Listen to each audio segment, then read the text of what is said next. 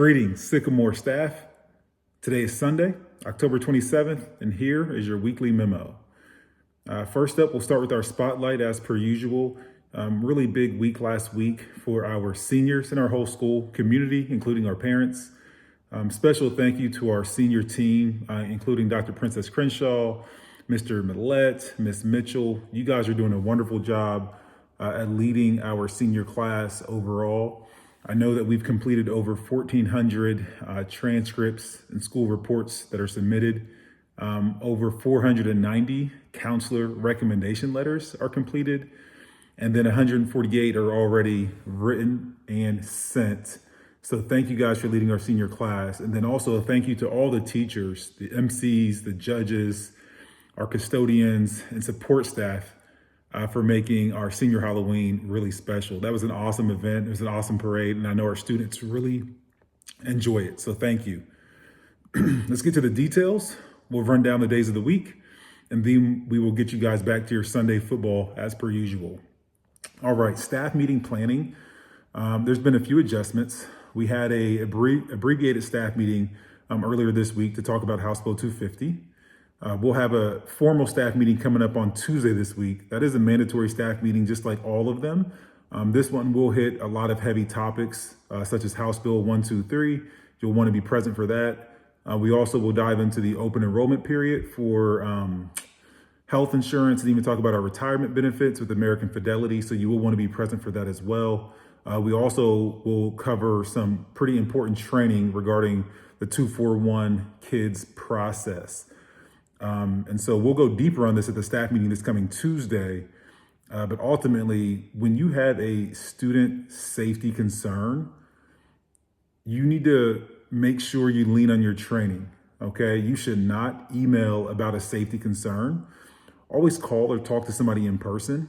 And then if you do email, no sensitive details, okay? Email is a public record, so never include the specifics about the student's safety concern, or just sensitive information that should only be shared verbally with the appropriate people that need to know that, okay? And so avoid diagnoses and assumptions when you're emailing and communicating, and we'll go from there. But just know Tuesday staff meeting, we will carve out time to have this conversation with our counselors. Regarding staff meetings, again, we already had an abridged one this past week. We'll have a formal staff meeting this week on the 29th, which is Tuesday. The following Tuesday, November 5th, is Election Day, so no staff meeting. And then we will return for a staff meeting on November 12th. Okay, again, House Bill 250, we covered that just a couple of days ago. I'm putting in the details a link for you guys that should have questions, right? That could be just general questions. Most importantly, you want to focus on the questions that impact your classroom, the instructional questions. Please put those in that form. We will take those questions, we will collaborate with district leadership, and then we will be able to build out a FAQ document to share with all of you, as well as our students and families over time, as we get ready to move forward with House Bill 250. If you want to know more details, I'm also including a link from Superintendent Lewis that gives you just a couple of tidbits regarding House Bill 250 and cell phones. All right, last thing. We're going to continue to talk about attendance and chronic absenteeism. One thing I want to talk about is a pretty cool celebration that's coming up on Thursday.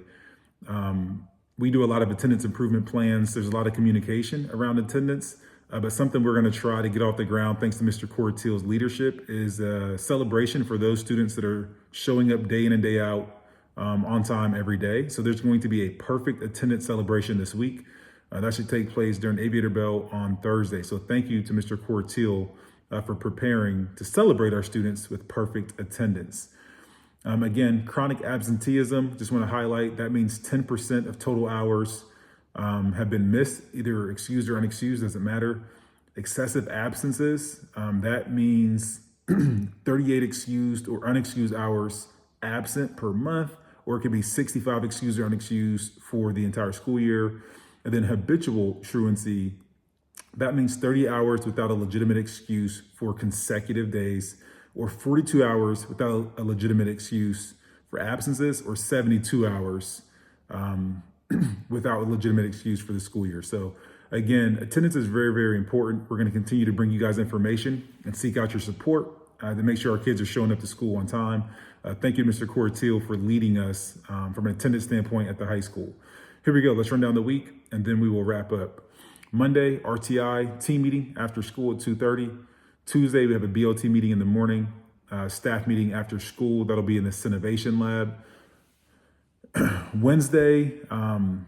Tuesday and Wednesday, freshman aviator bell for select classes only. Look for your email communication there. We also have our aviator athletic council with Mr. Ovington. That'll be for select students during aviator bell. Thursday, we will run the perfect attendance celebration. And then Friday, of course, Fight Song Friday, but we'll also have the extended aviator bell for the counselor training as well regarding House Bill 123. All right, everybody. Thank you for your time. Have a wonderful Sunday, and let's go Aviators.